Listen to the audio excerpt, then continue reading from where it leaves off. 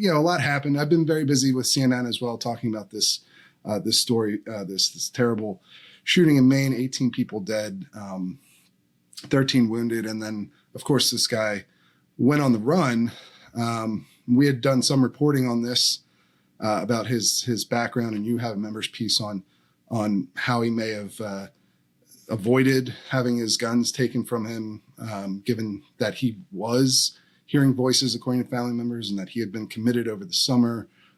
We have learned also recently from CNN, well, actually this one's from Bearing Arms, I believe, that that he was a prohibited person, likely because of that mental health commitment, and also that CNN has reported that he bought his guns before that mental health commitment, so probably before he became prohibited. But we'll get into that in a little bit. The big update is that he has been found dead, and so the threat is over, which is good news for anyone living in Maine. I'm thankful that it didn't drag on, because it obviously had the potential to drag out for much longer and have people living through just an awful state of stress and fear, very similar to what I went through a couple weeks back, as we talked about on the show, when there was the escaped murder in Pennsylvania that ended up right near my mother's farm. So I'm glad that part of this is over for everyone else up in Maine. Yeah, no, certainly. It was definitely a harrowing situation. They, from what we've seen from reports, they almost locked the town down, the community down. There were several nights, at least last night, where they were, calling out to people's homes in a separate city where they believed his family lived, or where his family was from. And so clearly it was just an anxiety-inducing, nerve-wracking ordeal for the last 48 hours or whatever it's been. And we're thankful that no one else was harmed in finding this guy. Yeah. And no officers were harmed, and thankfully that part's all over. That is the most important part of that manhunt aspect of this story, that no one else was harmed after he carried out his terrible attack to begin with. And he had a rifle. He could have. That was one of the big fears with the Pennsylvania convict who escaped, that he eventually found a way to get a rifle, and that gave him the ability to hurt someone from distance, right? And this, in the Pennsylvania case, that was a .22 rifle, so it's a less powerful firearm with less capability. And in this case, it was an AR-15, a .308 actually, turned out from the latest reporting at CNN as well. So that's a firearm that's capable of significant distance shooting, commonly used for deer hunting, things of that nature. So, it's something that cartridge is commonly used for deer hunting, but it's something that is, that adds a level of concern to the whole situation. And there were reports that he was some sort of firearms instructor. The military said he was not a military firearms instructor. So we updated our piece on that point, because the initial police bulletin claimed he was a military firearms instructor. Whether he was some sort of civilian firearms instructor is unclear still, but the indication was that he was trained and he had a very capable firearm, a rifle that can reach out to distance. So it was an added layer of concern for anyone in the area. And now, thankfully, that concern can be lifted. And unfortunately, they are still left to grieve for the terrible situation. I mean, this is 18 people killed in a state where they have 20 to 25 murders a year. So one incident has put them near their yearly total, which is very hard to comprehend, I think, if you're not from Maine. And so, our hearts, our prayers go out to them for sure.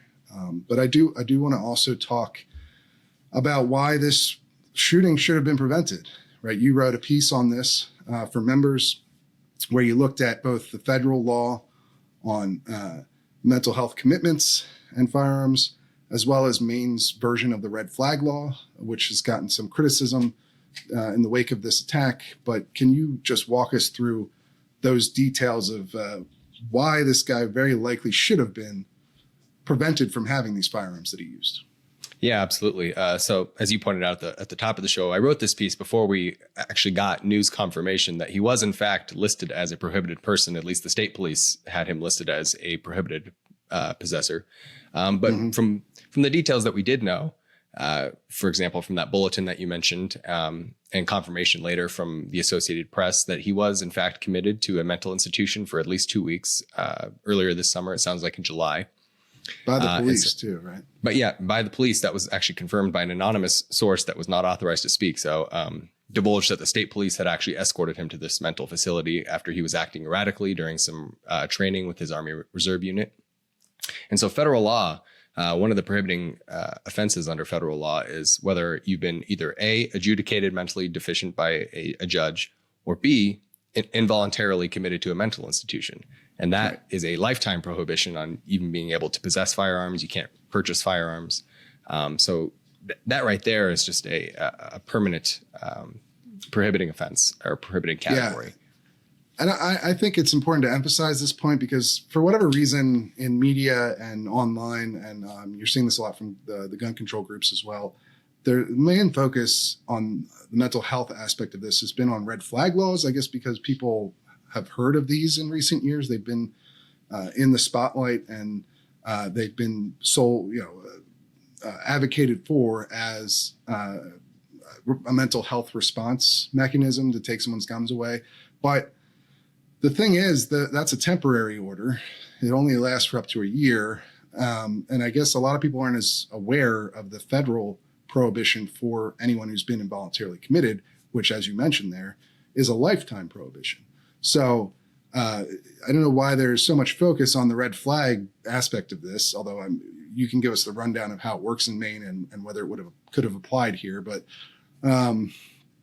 because the bigger question is the involuntary commitment. I mean, that matters much more because it means you will never be able to own a firearm and you aren't even allowed to possess them for the rest of your life. So that's a much more severe restriction than even a red flag law can provide. And it's also one that has been on the books for decades. Right. And is really fairly uncontroversial. I'm sure there's some concerns like with a lot of these lifetime prohibitions over, the potential to have your rights restored if you are able to be rehabilitated.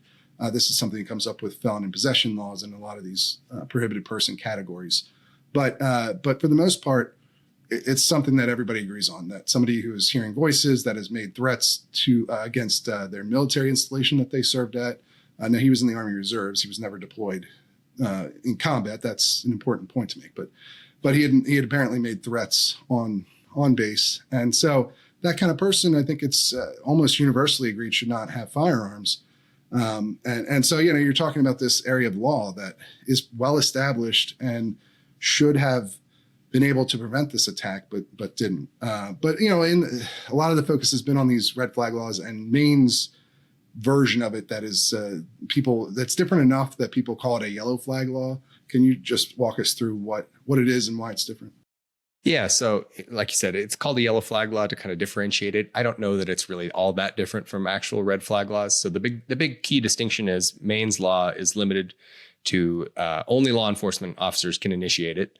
Other red flag statutes usually will allow law enforcement and family members is usually the bare minimum. And then some are much more permissive in who they allow to initiate. But Maine is only law enforcement. And then the other big distinction that's unique to Maine's is that before the matter can even be petitioned to a judge, police that initiate this proceeding have to take the person into protective custody and then bring them to have a professional medical evaluation of their mental state. And then that professional medical person will then either A, sign off or say, no, I don't want to initiate this proceeding. And then they take it to a judge. And then it's pretty much the same as it is with every other red flag statute where they issue a confiscation order.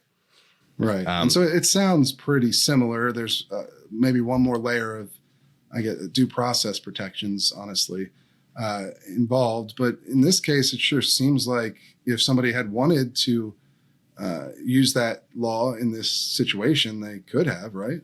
Yeah, and that's the case I kind of make in my piece, is that from the details that we do know, from the reporting we do have, that certainly sounds like every component of that yellow flag law was met along the way, where you have apparently the state police were the ones that took him, A, and then B, to a mental facility where he was, I guess, committed for a period of 2 weeks. So clearly some sort of mental health evaluation was done over this time period.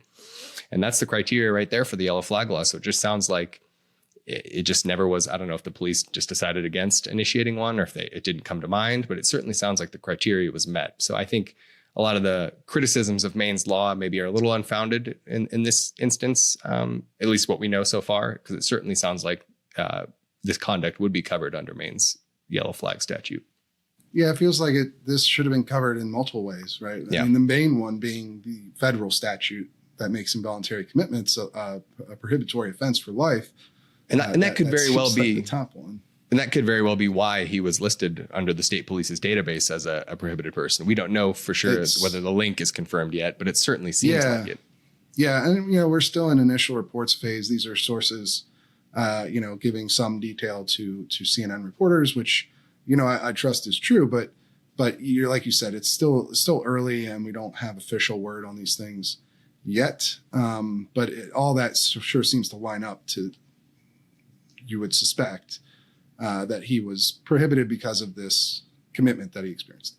Now, there's lots of questions around this beyond just why his guns weren't taken away. I mean, that does seem like perhaps that's the most probable situation. Again, we don't know for sure, and we don't like to speculate too much, but it does seem the most probable thing that happened here is became prohibited, but either there was a breakdown in some sort of communication between the federal background check system and state authorities or what have you, or just that local and state authorities didn't follow up to actually confiscate firearms. Because it's one thing for somebody to be prohibited, for the possession of guns to be illegal for them, and it's another thing to actually follow through and take whatever firearms they might have away from them. That is another issue altogether.